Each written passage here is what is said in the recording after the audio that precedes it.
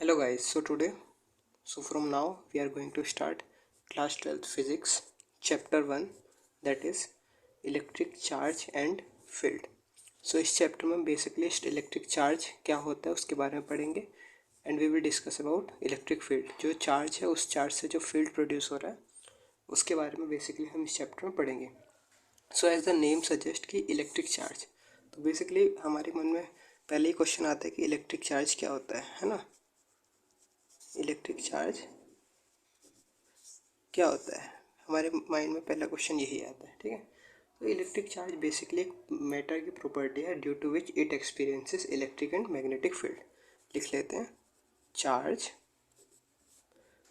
Is the property of matter due to which it experiences electric and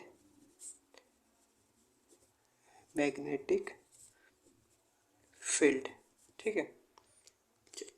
basically charge एक matter की property है due to which it experiences electric and magnetic field. इसको हम थोड़ा ऐसा experimental वे में देखते हैं कि होता क्या है। सपोज करो ना, ये मेरे पास एक शीट है और ये कुछ पेपर के पीसेस इस पर रखे हुए हैं, है ना। अब देखो, जैसे ये कॉम्ब है, ये इनिशियली अनचार्ज है, तो देखो ये कुछ भी इससे अट्रैक्ट नहीं हुआ। अब अगर इस सेम कॉम्ब को मैं थोड़ा हेयर में कॉम्ब करूँ इसको, तो ये क्या होगा, ये चार्ज हो जाएगा। अब इसको ना हेयर में कॉम्ब कर लिया तो ये चार्ज होगा। अब देखो ये सब इससे अट्रैक्ट हो गए। ये जस्ट क्यों हुए, क्योंकि इन दोनों पे अपोजिट चार्ज था। तो ये चार्ज की एक प्रॉपर्टी है कि एक दूसरे से अट्रैक्टिव फोर्स लगी, ठीक है। तो चार्ज बेसिकली दो टाइप के होते हैं, ठीक है। टाइप्स ऑफ चार्जेस, अगर आप सेम एक्सपेरिमेंट कभी करना, बलून लेके उसको हेयर में रब करके उसका आप वॉल से लगाओगे तो वो वहाँ पे स्टिक हो जाएगा जस्ट बिकॉज उस पर फोर्स लगी। तो चार्ज दो टाइप के होते हैं, एक होता है positive charge, okay, positive charge जिसको हम प्लस से डिनोट करेंगे, और एक होता है नेगेटिव चार्ज, ठीक है, जिसको हम माइनस से डिनोट करेंगे। अब जो लाइक चार्ज होते हैं, ठीक है, लाइक चार्ज मतलब सेम चार्ज, जैसे प्लस प्लस और माइनस माइनस। लाइक चार्ज एक दूसरे को रिपेल करते हैं, ठीक है। अगर दो पॉजिटिव चार्ज आप एक दूसरे के पास लेके आओगे तो एक दूसरे को रिपेल करेंगे, ठीक है, और एक रिपेल ईच अदर। और जो अनलाइक चार्ज होते हैं, अनलाइक चार्ज जो होते हैं, जैसे कि पॉजिटिव नेगेटिव या फिर नेगेटिव पॉजिटिव, वो एक दूसरे को अट्रैक्ट करते हैं, अट्रैक्ट ईच अदर, ठीक है। जैसे जो भी एक दूसरे का अपोजिट होगा वो अट्रैक्ट करेगा। नेगेटिव पॉजिटिव को पास लेकर आओगे, ये नेगेटिव है, ये पॉजिटिव और ये नेगेटिव, इन दोनों को जैसे क्लोज लाओगे तो एक दूसरे को अट्रैक्ट करेंगे, और अगर सेम होगा तो एक दूसरे को रिपेल करेंगे, ठीक है। अब देखते हैं चार्ज की यूनिट क्या होती है ना। यूनिट ऑफ चार्ज, जैसे बेसिकली हम डिस्टेंस को किस में मेज़र करते हैं, किलोमीटर में, टाइम को सेकंड्स में, ऐसे ही हम चार्ज की जो एसआई यूनिट होती है वो होती है कूलम्ब, ठीक है। चार्ज की एसआई यूनिट है कूलम्ब, उसको हम सी से रिप्रेजेंट करते हैं, क्लियर। 1 मिली कूलम्ब होता है 10⁻⁻⁶ कूलम्ब के, और 1 माइक्रो कूलम्ब होता है 10⁻⁻⁶ कूलम्ब के equal, okay.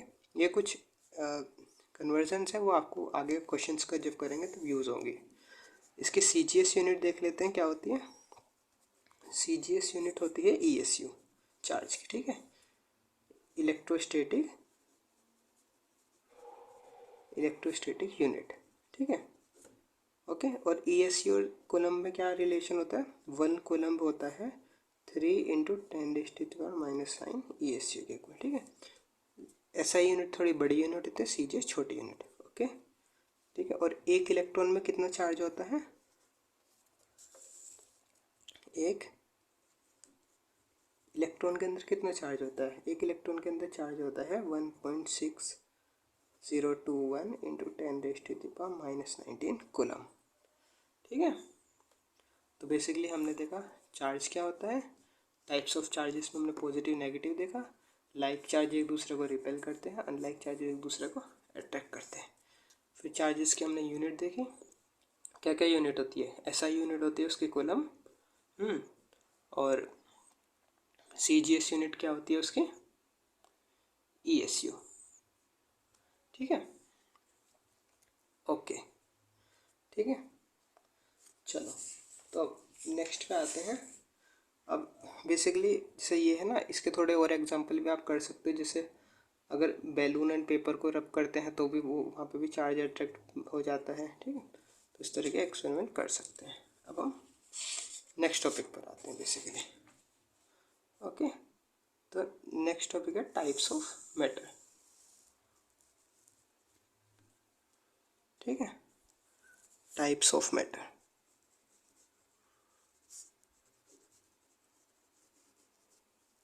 Types of matter में पहले की हम बात करेंगे कंडक्टर की।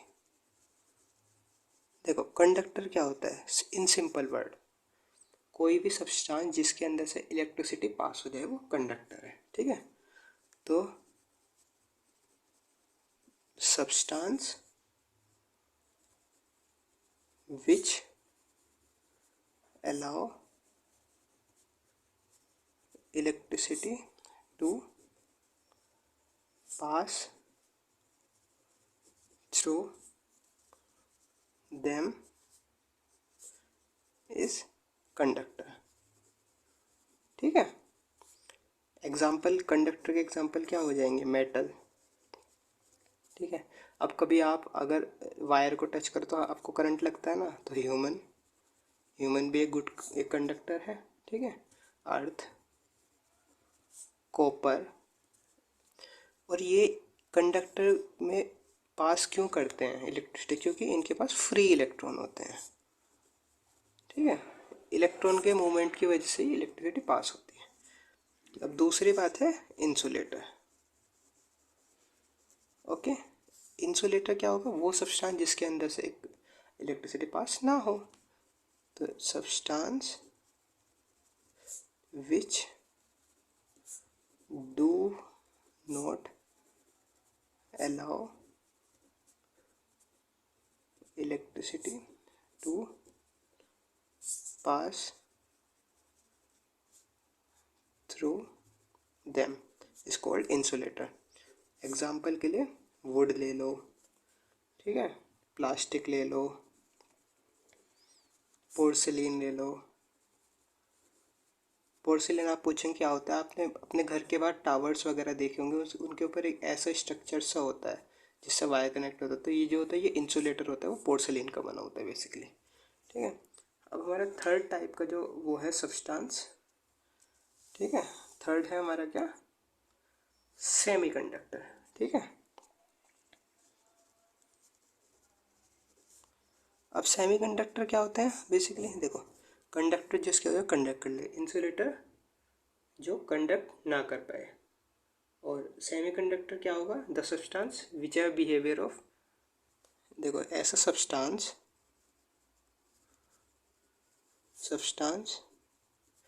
विच behave as insulator at low temperature and conductor at high temperature। ठीक है, ओके। इसके एग्जाम्पल के लिए आप ले सकते हैं सिलिकॉन, गैलियम, जर्मेनियम। ओके, तो बेसिकली कंडक्टर में फ्री इलेक्ट्रॉन होते हैं बहुत ज़्यादा, इंसुलेटर में बहुत कम होते हैं। और जो ये सेमीकंडक्टर होता है इसमें भी फ्री इलेक्ट्रॉन होते हैं। तो फ्री इलेक्ट्रॉन सबसे ज़्यादा कंडक्टर में, फिर उसके बाद सेमीकंडक्टर में, फिर उसके बाद इंसुलेटर्स में। ठीक है, अब इसके बाद नेक्स्ट टॉपिक आता है टाइप्स ऑफ चार्जिंग। ठीक, हम क्या कहते हैं, मतलब चार्ज को किस किस तरह से ट्रांसफ़र कर सकते हैं। Type of charging. ठीक, तो टाइप्स ऑफ चार्जिंग में पहला है बाय रबिंग।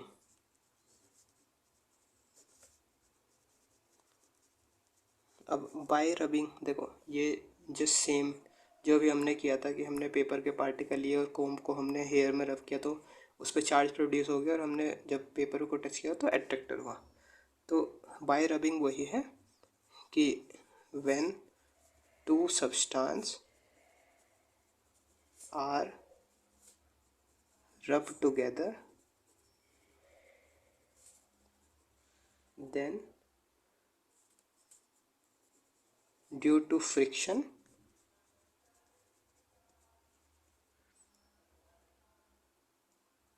ठीक है, due to friction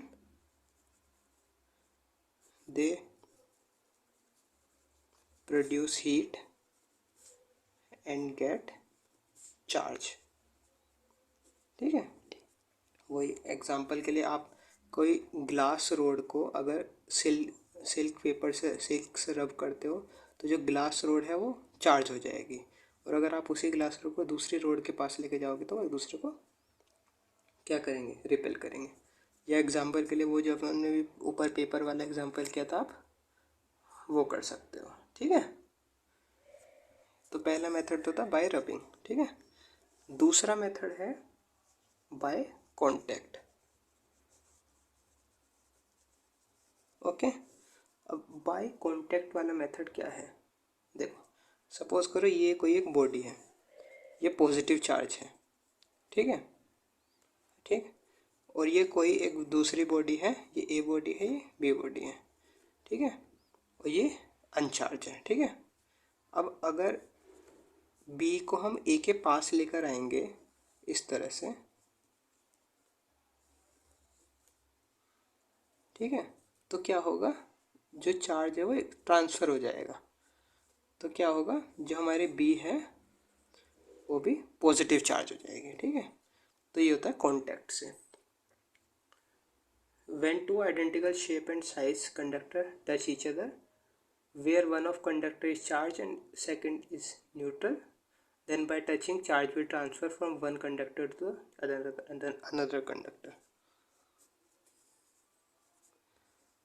One conductor is charged and other is neutral when they touch each other, then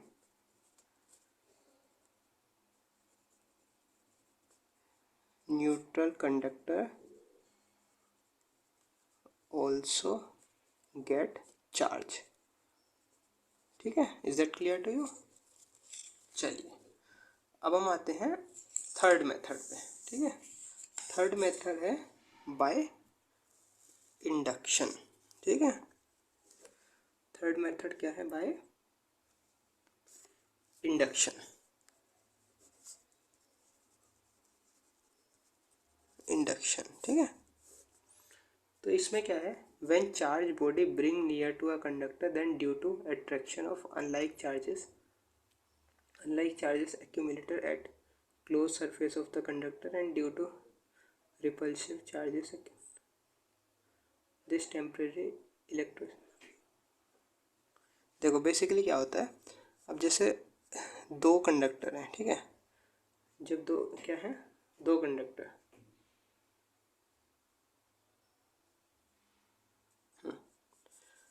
जैसे ये एक कंडक्टर है, ये पॉजिटिव चार्ज है। ठीक है, ये वाला न्यूट्रल है। तो जैसे ये पॉजिटिव है, तो इसमें जो इलेक्ट्रॉन होंगे वो इलेक्ट्रॉन यहाँ आ जाएंगे, है ना, यहाँ इसके जो ये न्यूट्रल था लेकिन इसके इलेक्ट्रॉन थोड़े इस साइड आ गए क्योंकि इधर पॉजिटिव चार्ज है, अट्रैक्टिव फोर्स प्रोड्यूस हुई। तो उस वजह से जो ये वाला कंडक्टर है ये भी चार्ज हो गया, है ना। तो इंडक्शन को बोल सकते हैं when charge body bring near to a conductor, when charge body bring near conductor, then due to attraction of unlike charge,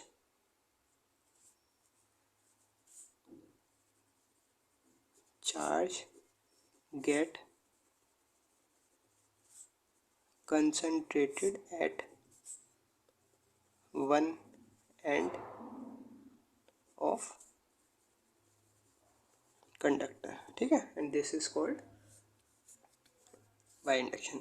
इसको दोबारा समझ लेते हो। सपोज करो ये कोई एक बॉडी है जो कि पॉजिटिव चार्ज है, ठीक, और ये कोई एक कंडक्टर है बी, ये न्यूट्रल है, लेकिन इसके अंदर इलेक्ट्रॉन तो होंगे। अब जैसे ही बी ए के पास लाएंगे हम, ठीक है, टच नहीं करेंगे, जस्ट पास लेकर आएंगे, तो देखो क्या होगा, जो इसके इलेक्ट्रॉन, इधर पॉजिटिव चार्ज है तो इसके इलेक्ट्रॉन इस साइड थोड़ा पास पास आ जाएंगे। ये इलेक्ट्रॉन पर नेगेटिव चार्ज होता है तो इलेक्ट्रॉन पास पास आ गए इसके, इस तरह से, ठीक है, और इधर प्रोटॉन प्रोटॉन रह गए तो इधर थोड़ा प्लस चार्ज प्रोड्यूस होगा। तो ये, तो इसी मेथड को हमने बाय इंडक्शन बोला। देखो यहाँ यहाँ चार्ज बन गया ना नेगेटिव, तो इसी मेथड को हमने बाय इंडक्शन बोला, ठीक है। तो अब देख लेते हैं कुछ properties of charge. Properties of charge, properties of electric charge, ठीक है। तो पहला है additive property, additivity of charge. देखो एडिटिविटी ऑफ चार्ज क्या है, कुछ नहीं है। एडिटिविटी ऑफ चार्ज बहुत ही ज़्यादा एक, क्या कहते हैं, सिंपल और इजी कॉन्सेप्ट है। एडिटिविटी ऑफ चार्ज क्या बोलता है, देखो जैसे ये हमारे कंडक्टर है, इसके अंदर 3 चार्ज हैं, Q1 Q2 एंड Q3। तो इसमें टोटल चार्ज कितना होगा, टोटल चार्ज होगा Q1 plus Q2 plus Q3, मतलब total charge in a conductor is sum of all individual charge, ठीक है। Total charge in a conductor is sum of all individual charges, ठीक है। अब जैसे सपोज करो ये कंडक्टर है, इसमें +4 कूलम और -3 कूलम का चार्ज है, तो टोटल चार्ज कितना होगा,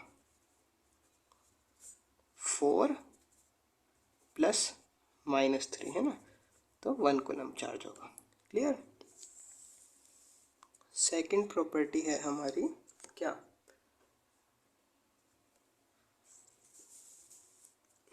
सेकंड प्रॉपर्टी जो है वो है charge is conserve. Charge is conserve, ठीक है, कि जो चार्ज है वो हमेशा कंजर्व रहता है। ये तो सिंपल चार्ज है कि total charge of an isolated system is conserve, और इसको सिंपल लैंग्वेज में बोल सकते हैं initial and final charge is always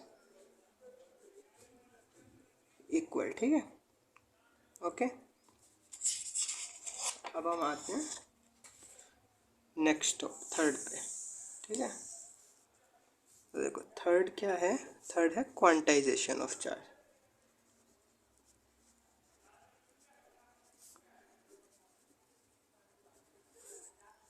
quantization of charge क्या बोलते हैं कि चार्ज एक कंटिन्यूस मैनर में स्टोर नहीं होता, वो डिस्क्रीट मैनर में स्टोर होता है। ठीक है, charge exit in discrete manner, not in continuous manner। ठीक है, तो मैथमेटिकली बोल सकते हैं Q is equal to plus minus N E. ठीक, चार्ज मल्टीपल होता है किसका, इलेक्ट्रॉन के। ये है चार्ज ऑफ वन इलेक्ट्रॉन, ये है टोटल चार्ज, और एन है हमारा इंटीजर जो कि 1 2 3 4 5 6 इसकी वैल्यू है। ठीक है, ओके। सो अब इस चैप्टर का मोस्ट इम्पोर्टेंट कॉन्सेप्ट देख लेते हैं जो कि है कूलम्ब्स लॉ।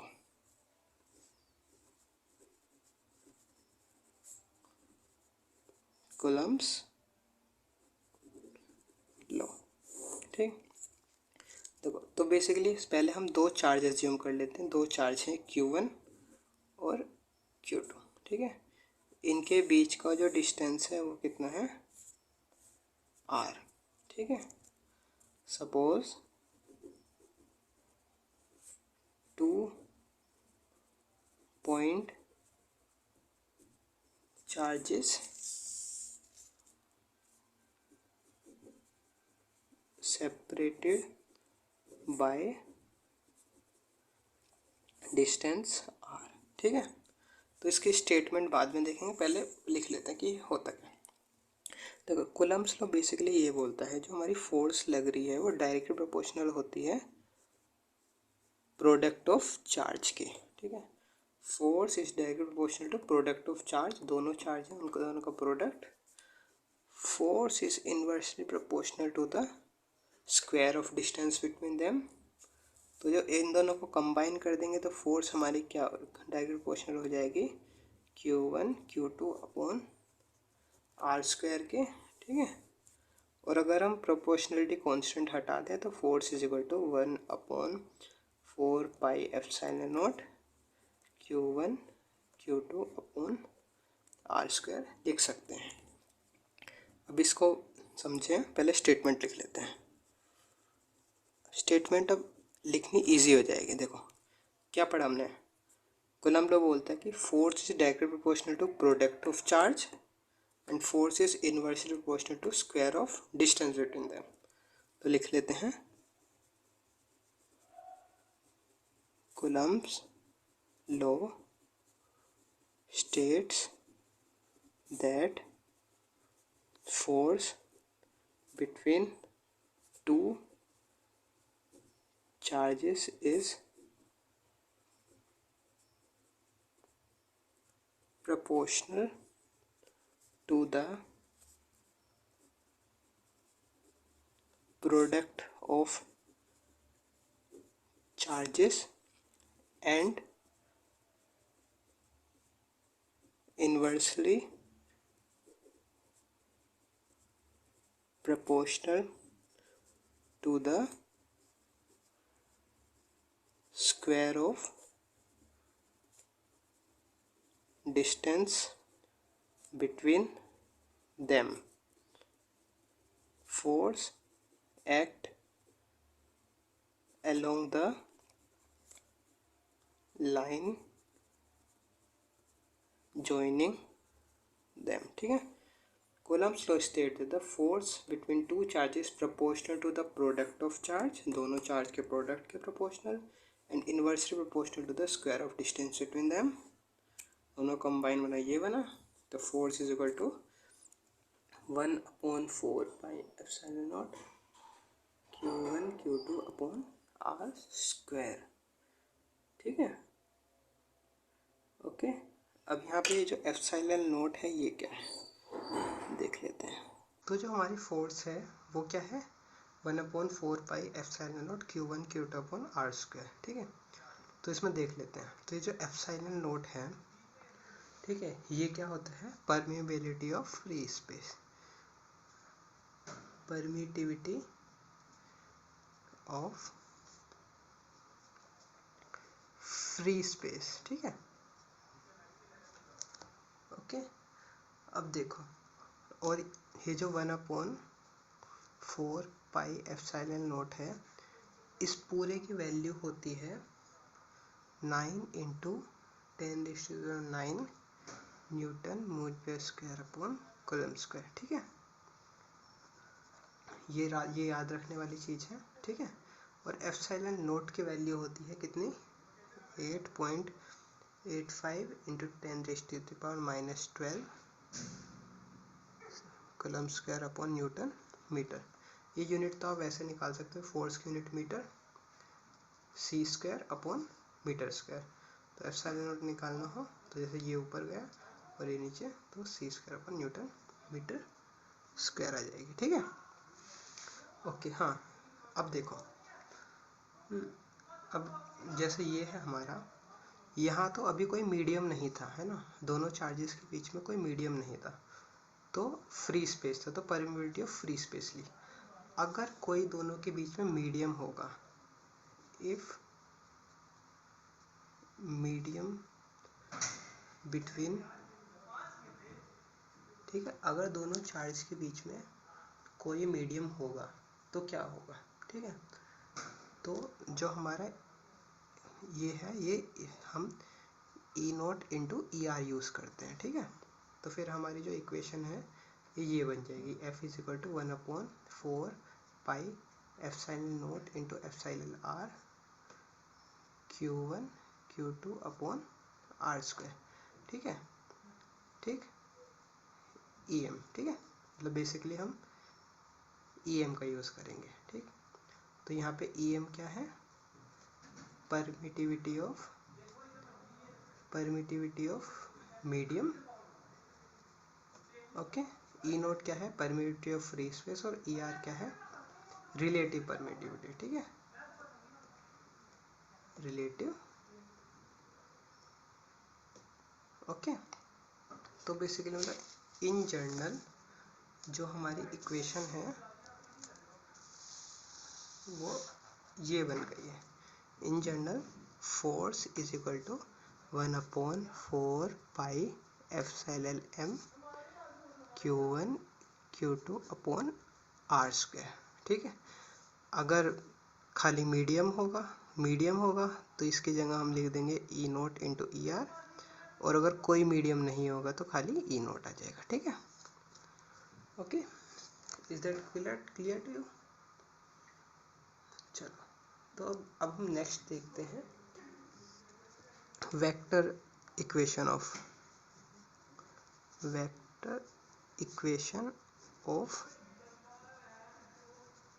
कूलम्ब्स लॉ, ठीक है। कूलम्ब्स लॉ की वेक्टर इक्वेशन क्या होती है, ठीक है। ओके, तो हम वेक्टर इक्वेशन देखते हैं। तो वेक्टर इक्वेशन के लिए क्या करते हैं, पहले सपोज करो हमारे पास दो वेक्टर है, एक ये Q1 हमारा चार्ज है कि Q2 चार्ज है, ठीक है। तो इसका वेक्टर है क्या, R1, और इसका वेक्टर क्या है, R2, ठीक है। ओके, तो इन दोनों के बीच में जो फोर्स लगेगा वो ऐसे लगेगा, इस पे फोर्स किधर लगेगा, इधर F12 force on 1 due to 2, और इधर फोर्स लगेगा F21 force on 2 due to 1, ठीक है। ये वाला इस पे इधर फोर्स लगेगा और ये वाला इसके ऊपर इधर फोर्स लगाएगा, ठीक है। तो इन ओके, तो और यहाँ से यहाँ तक का डिस्टेंस कितना है, R1 वेक्टर रिप्रेजेंट कर रहा है, और यहाँ से यहाँ तक का डिफरेंस को R2 वेक्टर, और इस डिस्टेंस को R12 रिप्रेजेंट कर देगा वेक्टर, ठीक है। तो फोर्स 1-2 किसके इक्वल होगा, 1/4 pi epsilon naught Q1 Q2 upon R12, ठीक है, या फिर खाली R ही बोल लो, R स्क्वायर, और इसकी डायरेक्शन बताएगा R12 वेक्टर, ठीक है। ये हमने क्या लगाया, R12 कैप, तो मतलब ये एक यूनिट वेक्टर खाली डायरेक्शन बताता है कि इसकी डायरेक्शन इधर है। और फोर्स 2-1 किसके इक्वल होगी, ये वाली force 1/4 pi epsilon naught Q1 Q2 upon r square R21 vector.